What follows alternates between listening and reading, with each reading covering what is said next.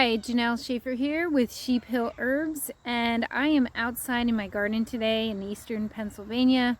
We live right in front of the Appalachian Mountains, and there are a lot of great plants, but the one I'm going to talk about today, Hyssop, I have planted myself, so it did not grow here on its own.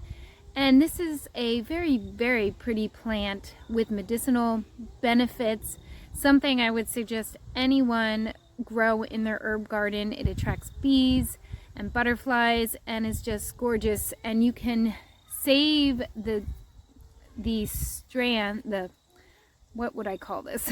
The stems, the long stems with the flower, and dry them and make amazing medicinal teas or even tinctures for the cold winter months. So let's get started with the video on hyssop. Right. So I'm sitting in my garden and I am just so excited with how awesome it looks right now because it's almost November. And this shrubby plant in front of me is hyssop.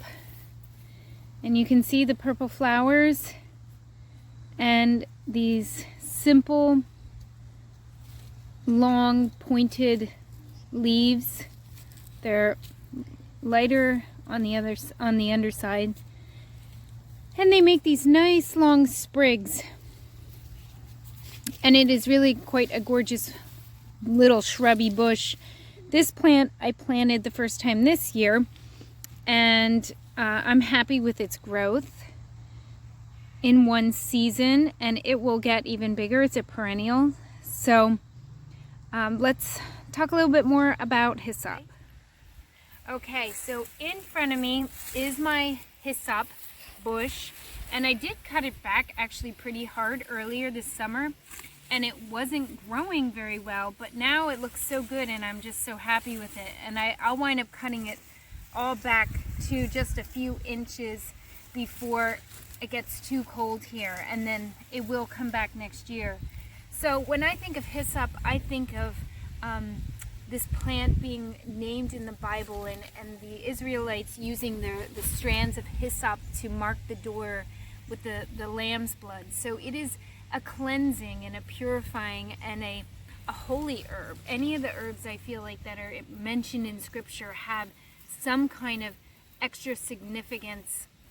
Of course, I do feel all of God's plants are super significant for us, but this one especially with its medicinal kind of cleansing effects. So this tea, or this herb, can be infused and can be drank as a herbal tea, and it has expectorant capabilities which help with the chest and opening up with coughs and colds. It has a kind of mild taste. I like to mix it with something that has more flavor and also can balance well. Like licorice root mixed with hyssop is a terrific blend. The licorice is sweet and demulcent, which is soothing, and then the tarragon has the hyssop, I have tarragon on the brain. Hyssop has that expectorant properties, and the infusion can also then be saved, and you can use it topically on mild skin abrasions and cuts and bruises. This plant actually would make an amazing smudge stick, which I have not done, and maybe I will. And if you haven't seen some of my previous videos, I do have some smudge stick making videos, but just the nature of the strand or the stem, it would be very nice to bundle, and then to burn it. It has a nice fragrance. It's a very fresh fragrance, and then again with that spiritual property, that medicinal cleansing purpose of hyssop, I think would make a really great smudging kind of plant. So this plant I would recommend anyone growing in their garden. It's very easy, like all the herbs are pretty easy to grow. They spread. I actually should probably give it a little bit more room so that it can spread a little bit more. When the other plants get close, they have a hard time. But it flowers. And let's see the purple flower. It flowers, and the bees and the butterflies like this bush. And it's just a beautiful accompanying herb for your garden with your other herbs.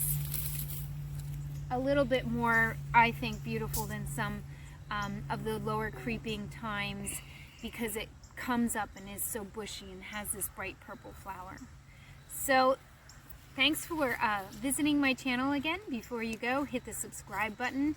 That helps this channel grow, and that is my goal this year. Really see this channel grow and get these videos to more people. So thanks, and come again.